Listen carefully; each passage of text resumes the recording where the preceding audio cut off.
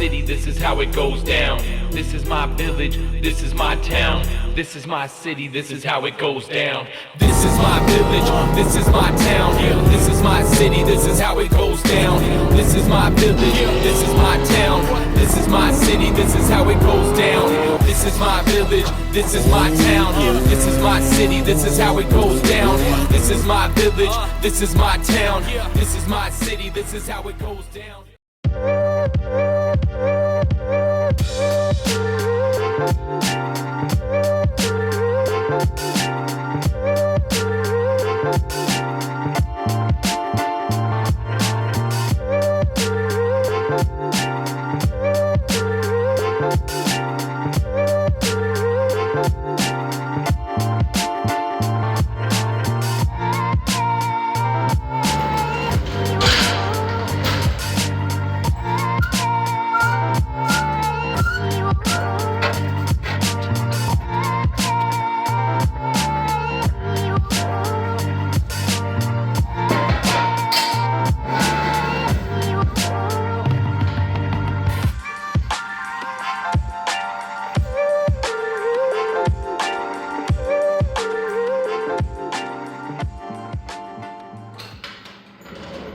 What's up, guys? As you can tell from that clip in the beginning, the Z06 is not happy. So I think I have a collapse lifter. Pretty sure that's the issue. I popped the valve cover off a while back, and one of my push rods has no preload on it. So I think I have a collapse lifter. I did pull the push rod out, checked it, it's not bent. I didn't figure it was, but I pulled it out just to check it. It's not bent. So I'm gonna drain the oil, and I seen something on Google. I haven't drove the car for a while now, and I was originally gonna pull the motor back out. Clutch is slipping anyways, but I jumped on Google and I just typed in like how to fix a collapsed lifter, and it said that some people can fix them by putting a quart of ATF in.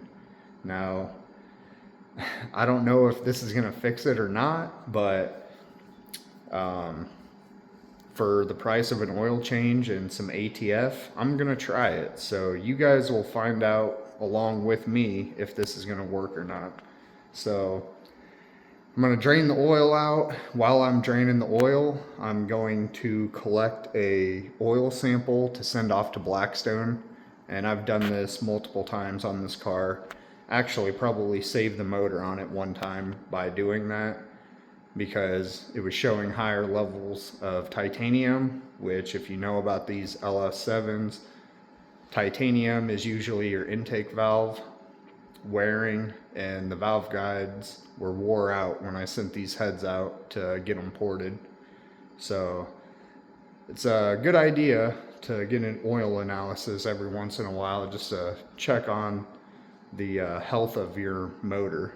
So I'm going to collect an oil sample and I'll show you guys what that entails. But yeah, I'm going to drain this oil out. So this has got two different drain plugs. I got one here, one here. This one here is for, you can see the lines coming out from this compartment here. This is for the dry sump tank. And then this is the little bit of oil that is in the motor. I don't know if it necessarily matters, but when I do my oil samples, I try to get the oil that has been sitting in the motor. So I got a little container here, and I'm gonna drain the oil, let it drain, let a little bit of it drain out, and then I'm gonna catch my sample somewhere in the middle of the oil. You don't want to catch the very first stuff that's coming out, and you also don't want to get it at the very end. So I usually make a mess doing this, but that's all right. And there we go.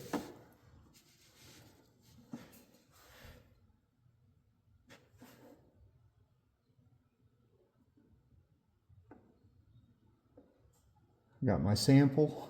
That should be more than enough. Now I'll let the rest of this drain out.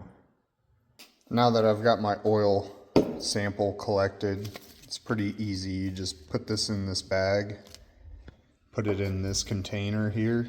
It's got some pig mat just in case it leaks. So you'll have your container bagged, another container with pig mat. You just fill out this form here, let them know what engine, what vehicle it's in, blah blah blah, how many oil or how many miles are on the oil. And then after you fill that out, you put this inside your container, put your bag with your container of oil in there, put the lid on, put it in this baggie, and ship it out to Blackstone. Now I think this oil analysis is about $40 or something like that. I don't even remember, but it's not terrible. Also, pulled the drain plug out. You can see I do have a little bit of metal stuck on that. I got a magnetic plug. So yeah, that's probably because I drove it for an hour with the lifter tapping. I drove it home. I was an hour away at my uncle's funeral, and I drove it home even though I heard it tapping. Like I said, I was like an hour away, and I kept an eye on the oil pressure. Oil pressure was always good, so I was like, screw it. I'm going to drive it home. If it blows up, it blows up. If not, I'll deal with it when I get home. So now that we got the oil collected, I'm going to let that finish draining, and then I'll drain the other reservoir. And while that one's draining, I will... You can see I got the coils off of the valve covers, or off of this valve cover here, and I just have these bolts sitting in here, kind of holding that on. I'll pop this valve cover off real fast, show you guys what I'm talking about. And then obviously I got to put this back on, put my coils back on before I start it. But, yep, we're gonna... So I picked up, the car takes 8 quarts of oil. I picked up 6 quarts of oil and 1 quart of ATF. And I'm gonna try putting this in. It'll obviously be 1 quart low, and one of the 7 quarts is gonna be ATF, but I'm gonna put it in because ideally, if this does work, I'm just gonna let it get up to temp, maybe drive it to the parts store to buy more oil, and then I will drain the oil and ATF out of it and give it another oil change. I'm filling out my oil sample, and I need to know how many miles are on the oil.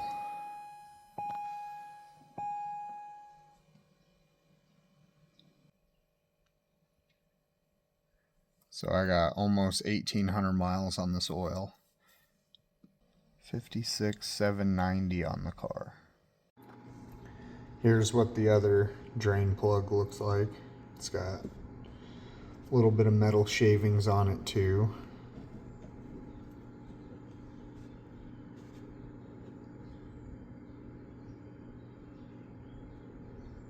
Nothing crazy. I usually get about this much on an average oil change anyways, so I don't know, either something's really bad or this is normal. Give you guys a little tech tip here. If you're draining oil in one of these, always push up on your dry sump lines, because there's going to be some oil that's stuck down in there. So in order to get all the oil out, you need to push up on these dry sump lines.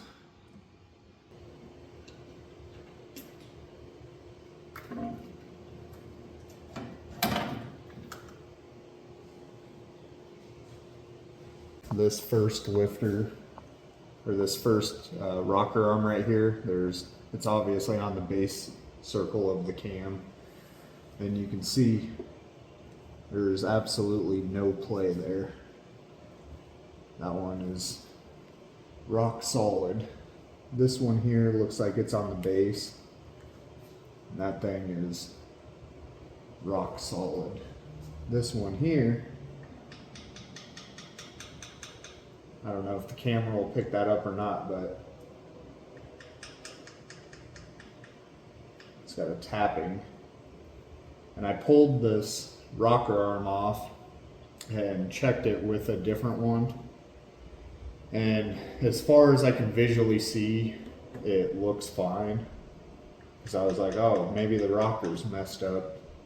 But it seems like it is fine.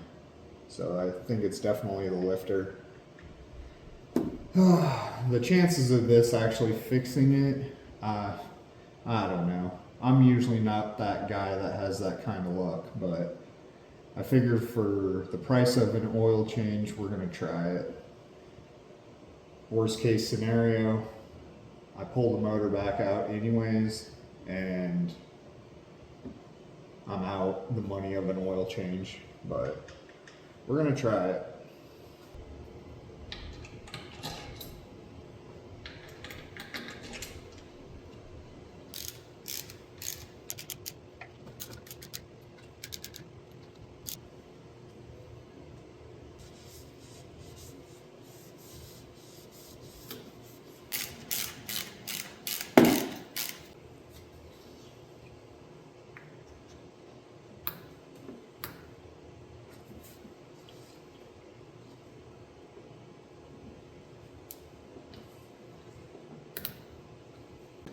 Gonna go ahead and cut this oil filter open, see what it looks like.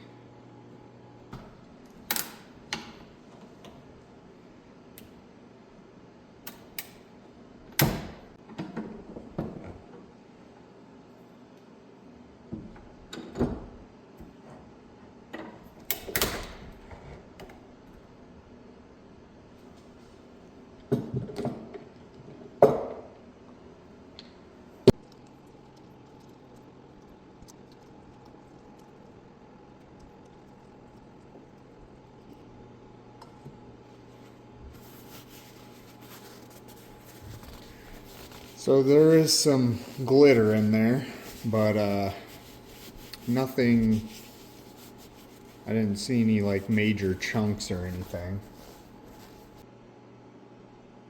There's I don't know, a little bit of glitter in the oil, obviously, but every single time I change the oil in this, since I've bought it, the oil has looked a little metallic-y. So, and I've had it for 5 years. 5 or 6 years now. So, I don't know. If you guys have a C6 Z06 or anything with an LS7 in it, let me know, is that normal? Because I've just been letting it ride. I'm like, whatever. If the motor blows up, it blows up. But yeah, if you got an LS7 and you change your oil, does it look a little metallic-y? Does it have a little bit of glitter to it? let me know. All right, here we go. I'm gonna put the rest of this quart of oil in, and then I'm gonna dump the ATF in, and then put more oil back in it. I use some of this to fill up that oil filter.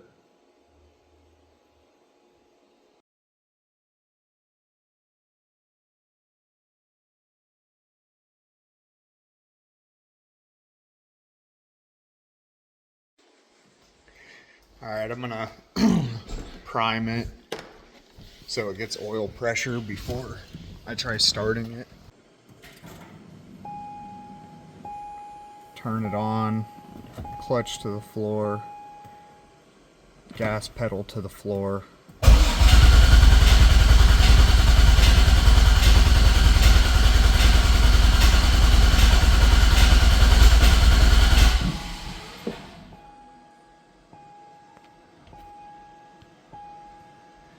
Do it again, gas pedal to the floor.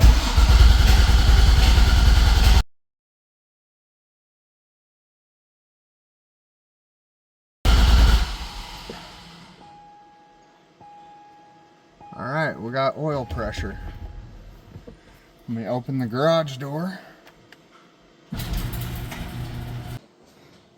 right, let's see what happens.